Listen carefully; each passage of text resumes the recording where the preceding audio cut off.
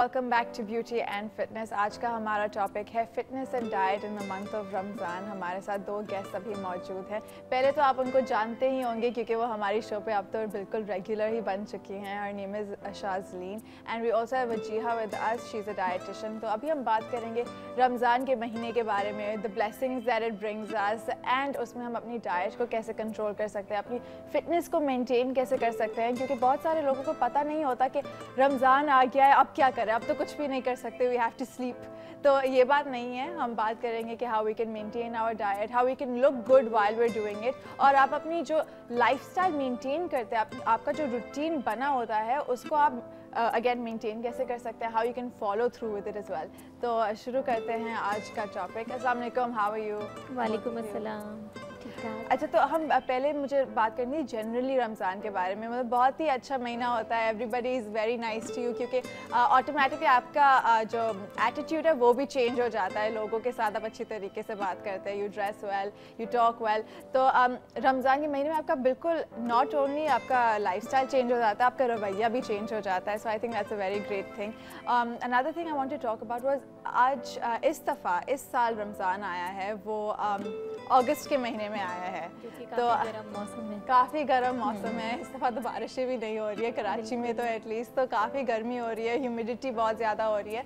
तो आपको पहले टाइम्स के बारे में ज़रा बात करते हैं। आपको पता है कि इस दफ़ा सहरी और इफ्तारी के क्या होगा? जी, अब कैसे ना सिर्फ ये कि गर्मियों में रमज़ान है, मतलब एक गर्म मौसम तो है ही, बारिशें नहीं हुई हैं अभी तक जैसा आपने कहा, लेकिन लंबे रोज़े भी हैं और सहरी का वक्त ख़त्म होना जो है वो तकरीबन 4:25 तक सहरी का वक्त ख़त्म हो जाएगा।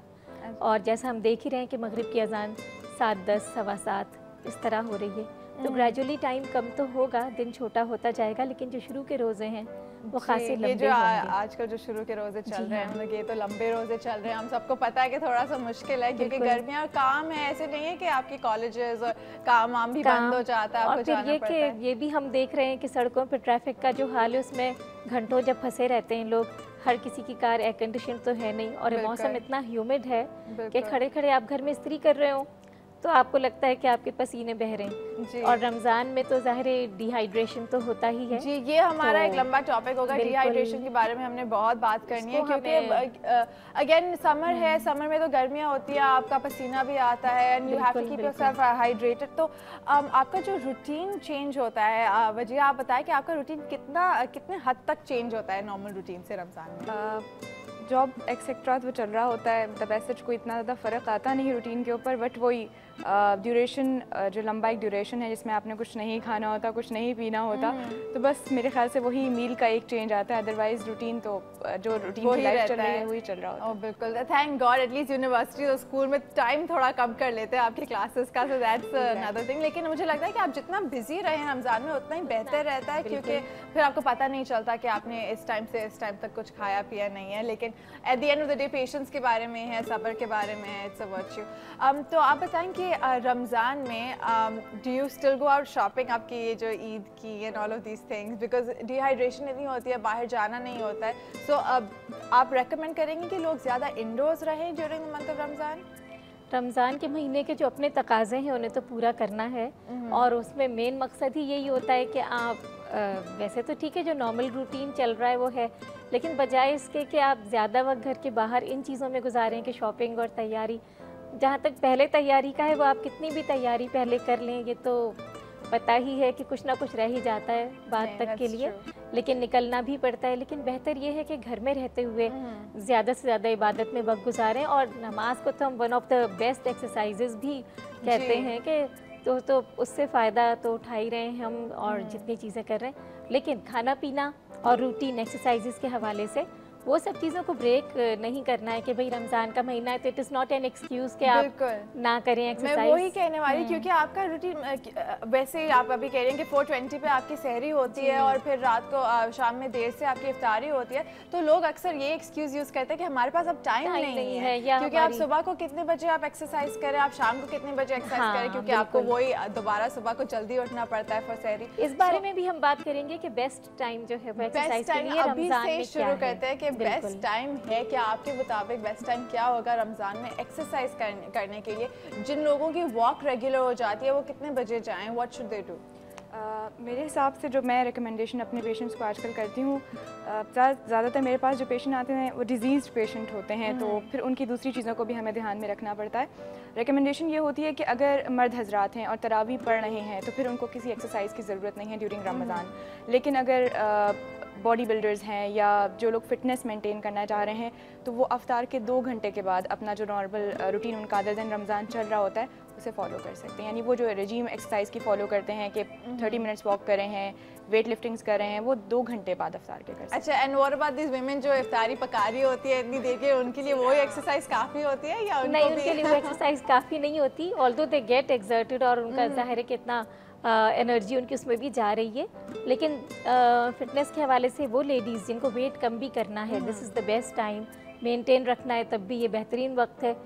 तो इफ्तार से थोड़ी देर पहले, वो तो ठीक है वो किचन में मसरूफ़ वक्त उनका है, लेकिन अगर वो इफ्तार से थोड़ी देर पहले अपना एक्सरसाइजेस का रूटीन जो उनका रेगुलर है उसको मेंटेन कर लेती हैं थोड़ी बहुत इफ्तार से पहले, तो उसके फौरी बाद जो उनको बेनिफिट सबसे बड़ा है वो ये है, खाली पेट में हम हमेशा एक्सरसाइजेस करते हैं, लेकिन उसके फौरी बाद जब वो रोज़ा खोल रहे हैं तो that is the best time कि उनको रिहाइड्रेशन हो रहा है और अच्छा रिहाइड्रेट हो जाएंगे वो फौरी थोड़ी देर बाद। वरना कहते हैं कि रोज़ा खोलने के 2 घंटे बाद, इसलिए कि उस वक्त तक खाना डाइजेस्ट हो जाता है, कि पेट खाली होना चाहिए आपका। पेट अच्छा, आई थिंक दैट्स वेरी गुड। और यही बेहतर रहेगा इफ्तार से बिल्कुल पहले, ताकि when you reach that point कि आप फील हो रहे हैं कि आप डिहाइड्रेट हो रहे हैं, उस वक्त तक इफ्तारी का टाइम हो ही जाता है, आप रोज़ा खोल लें बेशक। अच्छा, तो सहरी के वक्त लेट्स कम डाइट के टॉपिक पे थोड़ा सा। सहरी के वक्त आपको क्या इंक्लूड करना चाहिए अपनी डाइट में ताकि आप पूरा दिन एनर्जेटिक आप रह सकें, आप में वो न्यूट्रिएंट्स हों? फर्स्ट रिकमेंडेशन, आपने ऐसी सहरी करनी है जिसमें जो भी फूड आइटम आप लेते हैं वो देर से बॉडी में आपके एब्जॉर्ब हो, आपका स्टमक उसे जल्दी एब्जॉर्ब ना कर ले। यानी मैदा है, बहुत ज़्यादा रिफाइंड प्रोडक्ट्स हैं, वो आपकी बॉडी जल्दी एब्जॉर्ब कर लेती है, आपका स्टमक जल्दी एब्जॉर्ब कर लेता है और थोड़ी देर बाद आप बहुत ज़्यादा लो फील करना शुरू हो जाते हैं। तो वही एक चीज़ यानी फ़ाइबर अपनी डाइट के अंदर सुबह सहरी में भी कोशिश करें कि पराठे, पूरी, मैदे से बनी हुई चीज़ों की तरफ ना जाएं, चक्की के पिसे हुए आटे की रोटी इस्तेमाल करें, उस पर चाहें तो तेल लगा लें, नहीं लगाना चाहते तो वो भी ऑप्शन उनके पास है। प्लस बहुत ज़्यादा शौक है अगर खजला फेनी खाने का तो उसको सब्स्टिट्यूट किया जा सकता है किसी भी अच्छे सीरियल से, तो वो सीरियल ले सकते हैं, दही का इस्तेमाल कर सकते हैं लो फैट या बलाई रिमूव करके, दूध का इस्तेमाल कर सकते हैं, कैफ़ीन यानी चाय या कॉफ़ी उसका इस्तेमाल ज़्यादा नहीं करना है सहरी में। अदरवाइज़ जिस तरह से दिन गुजरता चला जाएगा वो डिहाइड्रेट होना शुरू हो जाएंगे, क्योंकि कैफ़ीन जो है वो बॉडी से वाटर को आउट करती है, यूरिनेट ज़्यादा करवाती है। अच्छा। तो बेहतर होगा कि कैफ़ीन का मॉडरेशन के साथ इंटेक रखा जाए सहरी में। अच्छा, और Shazleen according to you as well? बिल्कुल ये बात जो उन्होंने कही कि जो खुराक हम खाएं सहरी में वो स्लो डाइजेस्ट हो, और स्लो डाइजेस्ट यही चीज़ें होंगी कि प्रोटीन्स हैं, और जैसे कि भूसी वाला आटा है बजाय मैदे के पराठे और पूरियाँ खाने के, क्योंकि मैदा जो है वही बात है जल्दी से एब्जॉर्ब हो जाएगा। लेकिन अगर हम अंडे हैं, एग वाइट्स और उसके साथ में कोई अच्छे सीरियल्स लेते हैं, स्पेशली इस किस्म के जैसे वीटाबिक्स है या क्वैकर ओट्स हैं, जो ये सब चीज़ें बहुत अच्छी हैं, आपको नरिशमेंट भी दे रही हैं और आप देर तक जो है वो अपने आप को अच्छा महसूस करेंगे। I have heard few myths जो होते हैं, आई डोंट नो अगर मिथ्स हैं, प्रॉब्ली दे ट्रू, कि अगर आप सहरी में कुछ सर्टेन चीज़ें आप खाएं या पिएं तो आपको पूरे दिन में प्यास नहीं लगती है। मसलन दही के लिए बहुत कहते हैं कि आप दही खाएं तो आपको प्यास नहीं लगेगी। Is that true? मतलब कि और क्या चीज़ें होती हैं जो आप इनकॉर्पोरेट कर सके सहरी में ताकि आपको प्यास ना लगे? क्योंकि भूख तो लोग बर्दाश्त कर लेते हैं, प्यास बर्दाश्त नहीं होती। प्यास का तो देखें यही है कि पानी ही सबसे बड़ा थर्स्ट क्वेंचर है, ठीक है ना, वो पानी की जगह तो कोई चीज़ नहीं ले सकती।